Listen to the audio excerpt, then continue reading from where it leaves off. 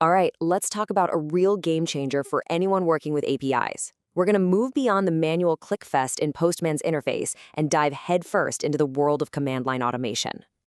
Does this sound familiar? You open up Postman, you find your collection, you click run, you wait, you check the results, and you do it all over again tomorrow. It's tedious, it's slow, and honestly, it just doesn't scale. But what if there was a way to make all of that happen automatically? Well, there is. Say hello to Newman. Think of it as the engine of Postman, but ripped out and put into your terminal. It's the official command line tool that lets you run your collections without ever needing to open the Postman app itself. This, right here, is the key to unlocking real API test automation. So here's our game plan. First, we'll dig into why Newman is way more than just a runner. It's Postman's automation engine. Then we'll do a super quick install, show you how to run tests straight from your terminal, generate some awesome reports, and finally wrap up with some pro tips to get you automating like a boss. Okay, first things first, let's really understand why you should care about Newman. It's not just about running tests from a black screen with text. It's about what that enables. This is the heart of Postman's entire automation capability. And this table really breaks it down. Because it works in the terminal, you can run it anywhere, on a server, in a Docker container, you name it. This is what lets you plug it into your DevOps pipelines. It uses the exact same environment and data files, so you lose zero flexibility. And the reporting and integration, that's what makes it an absolute must-have for modern development. So what does this all mean for you? It means you can run your collections, feed them data from a CSV to test hundreds of scenarios, get back detailed reports, and hook the whole thing into Jenkins or GitHub Actions. It is the perfect tool for setting up those nightly regression tests that run while you sleep. All right, enough talk. Let's get this thing installed. We're moving on to the quick start guide, and I'm not kidding when I say quick. You'll be up and running in just a couple of minutes. It's literally a two-step process. First, you've got to have Node.js. Newman is built on it, so it's a prerequisite. If you do any kind of web development, chances are you already have it. Second, you install Newman itself.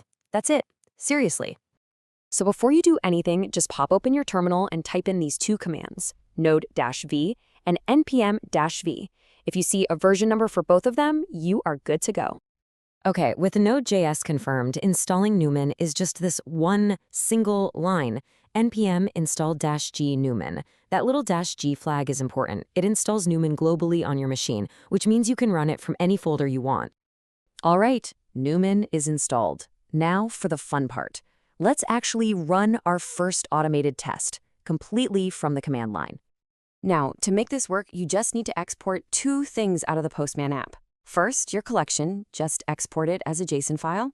Then, if you're using an environment for your variables, export that as a JSON file too. And check out how simple this is. The most basic command is just Newman run, and then the name of your collection file. You hit enter, and boom, Newman will run through every single request right there in your terminal.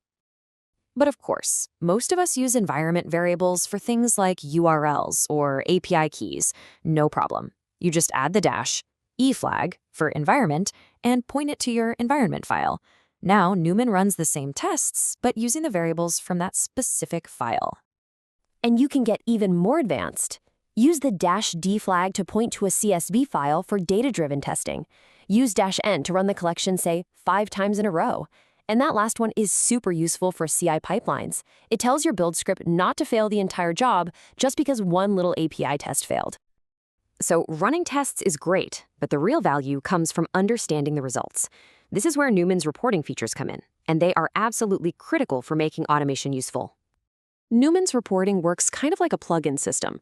To get those nice, clean HTML reports, you first have to install the reporter for it. Just like Newman, it's a simple one-line npm command. The HTML one is fantastic, and it's a great place to start. Once it's installed, you just add a couple of flags to your run command. The -r tells Newman which reporter to use, HTML in our case. Then the -reporter HTML export flag tells it what to name the output file. After the run, you'll have a result.html file ready to open. And what's actually in that report? Oh, just everything you could possibly want. You get a list of every request, a clear pass or fail status for your tests, response times, and, most importantly, detailed logs for any test that failed. This is exactly what you need for quick debugging. Okay, we've got the basics down. You can install it, run it, and get a report. Now let's level up and talk about how to use this stuff like a professional to build really solid automation pipelines. Here are a few tips that will save you a world of pain. First, always have separate environment files for your different stages: dev, QA, prod. Second, please do not commit API keys or passwords to Git. Use your CI system's secret management. Third, use data-driven tests to check tons of inputs without bloating your collection. And finally, always save that report as a build artifact. It's your proof of what happened.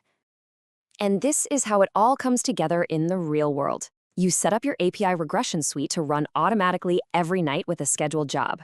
You add Newman to your CI pipeline so that every time new code is deployed, the APIs are instantly validated.